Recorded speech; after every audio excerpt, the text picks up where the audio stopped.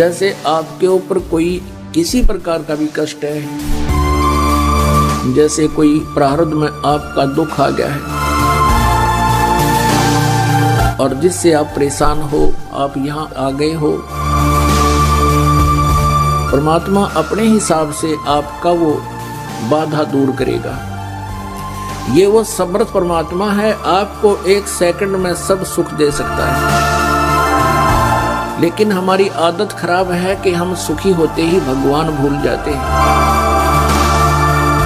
और जब हमारे ऊपर आपदाएं आती हैं फिर हम भगवान की खोज करते हैं। और यहाँ सबको बचाएंगे, जो जो नाम ले रहे थे आप तारे सामने दिखा दूंगा, कितने रक्षा कर रहे परमात्मा, पल पल में कर रहे हैं। ऐसी ऐसी दुर्घटना सुनाते हैं बच्चे, ऐसी ऐसी परिस्थितियों में परमात्मा मदद करते हैं। अब प्रत्येक के साथ कर रहा है। वो पिछले जन्म के थे, अब ताजे और बना दिए हमने, अब इनसे भी साथ होगा भगवान, इनके प्रतिफल भी आपको देना शुरू कर देगा। हम मृत्यु नहीं चाहते, कंपलसरी होगी, वह तो बाई फोर्स होगी, लेकिन उस समय भी इच्छा रह जाएगी किसी ना किसी वस्तु में, तो फिर हम दोबारा फिर जन्म होगा। जहां आशा ताबासा होवे और मन कर्म वचन सुमरियो सोए।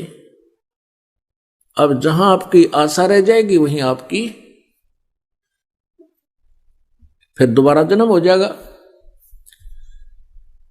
तो यहां परमात्मा हमें क्या बताना चाहते हैं कि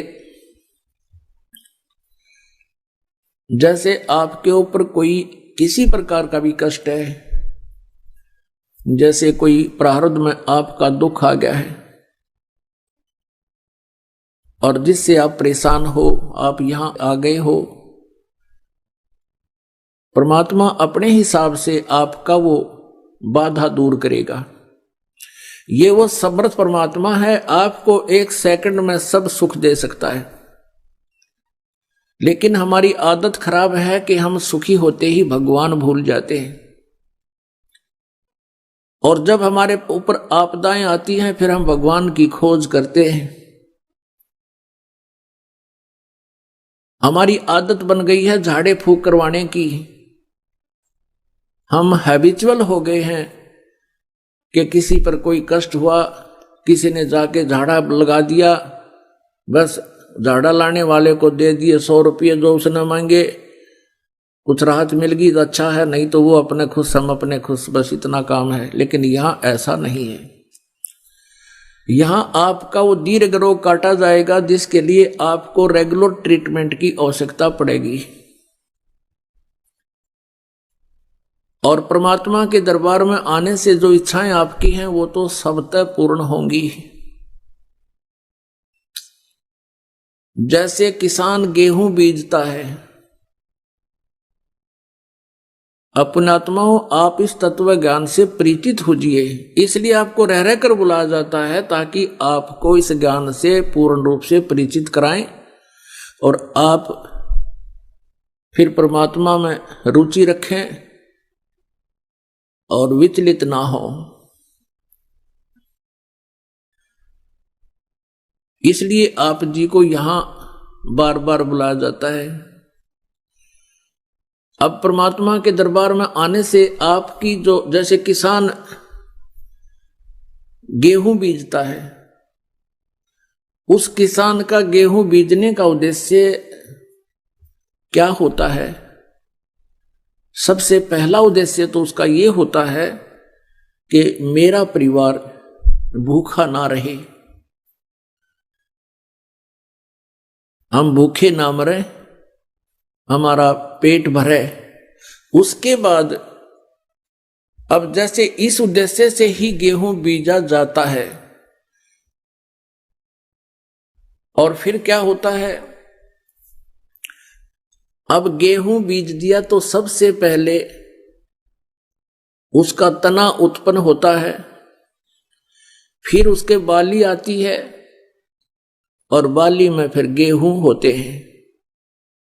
पहले पौधा उगता है, तो जो पौधा होता है वो भूस बनता है, और बाली में जो गेहूं होते हैं वो जीवनदाता अन्न होता है। तो पुण्यात्माओं, ये परमात्मा कबीर जी की जो साधना भक्ति आपको दी जाएगी, ये आपको ऐसी होगी जैसे गेहूं बीजना उद्देश्य किसान का अपने परिवार का पोषण था और उसमें भूस तो अपने आप ही बन गया, उस भूस की उसको आवश्यकता ना थी तो भी बन गया। तो पुण्यात्माओं, जो इच्छाएं आप इधर उधर लिए फिरते थे महापुरुषों के पास, संतों के पास, और वो आपकी भी पूर्ण नहीं हो पा रही थी, ना हो सकती थी, क्योंकि वो संत जिस परमेश्वर की भक्ति करते हैं, जिन देवताओं की साधना करते हैं, वो संत, वो भगवान, उनके देवता आपके प्रारब्ध में परिवर्तन नहीं कर सकते, आपके ऊपर आने वाले संकट का निवारण नहीं कर सकते। और आप वहां धनी बनने के लिए जाते थे या किसी कष्ट निवारण के लिए जाते थे, वहां आपको कोई लाभ नहीं हुआ और ना ही होना था। तो जैसे किसान का उद्देश्य गेहूं बीजना अपने परिवार का पोषण था और भूस का कमरा वैसे ही भर गया, जिसकी उसको इच्छा नहीं थी लेकिन तो भी मिल गया। पहले भूसा ही तैयार होता है।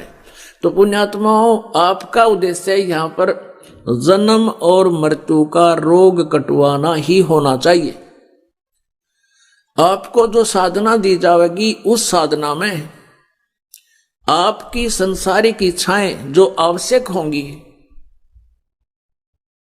और आपके संकट निवारण तो उस भूस की तरह अपने आप ही, ना चाहते हुए भी परमात्मा वो निवारण करेगा और धन आपको ऐसे देगा जैसे उस गेहूं के भूस तो पहले ही तैयार होना शुरू हो जाता है। अब इस बात को आप गहराई से सोचना, यदि कोई अनजान व्यक्ति गेहूं को परिपक्व ना होने दे और पशुओं के चारे के उद्देश्य से उसको कच्चे को काट काट कर चराना शुरू कर देता, खिलाना शुरू कर देता है, पशु तो पल जाएंगे, आप भूखा मरेगा फिर। तो कहने का भाव ये है कि आप जी यहां जो मांगने आओगे वो क्या मांगोगे?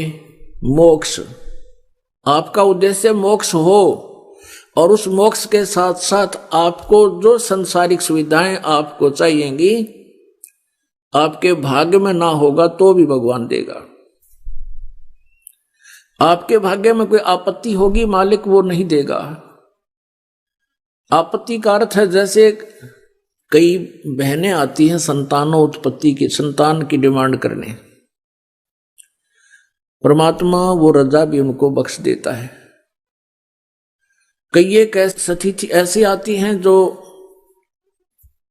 परमात्मा की रजा होती है, लेकिन प्रार्थना करते हैं, आते हैं बहन बेटियां कि ऐसे ऐसे जी हमारा गर्भ गिर गया, हम उनको सांत्वना देते हैं, बेटी भक्ति करो, परमात्मा पर विश्वास रखो, फिर ठीक हो जाएगा। फिर भी वो प्रार्थना करती हैं 6 महीने साल के बाद कि जी दूसरा भी ऐसे ही खराब हो गया। तो उनको ये तत्व ज्ञान ना होने से वो बहुत विचलित हो जाते हैं और भगवान से दूर चले जाते हैं। और मान लीजिए वहां उनको कृपा हो भी जा, कोई संतान उसके ठीक ठाक उत्पन्न होगी और वो संतान उसकी दुश्मन हो जाए आगे चल के। दुश्मन कैसे हो जाते हैं? जैसे एक लड़के का विवाह हुआ, विवाह होने के बाद उस लड़के ने अपनी पत्नी को मारा पीटा दहेज के बारे में, उस लड़की ने आत्महत्या कर ली। वो माँ भी, बाप भी, बेटा भी और बहन भी सारी जेल में। अब यहां आप विश्वास रखना इस परमात्मा, क्योंकि हम जीव हैं, भगवान परमात्मा परमात्मा ही होता है। हम जीव संज्ञा से कुछ भी मांगते रहे वो नहीं देगा। जैसे उन बहनों के वो गर्भपात हो रहा था, वो परमात्मा का ऑपरेशन था।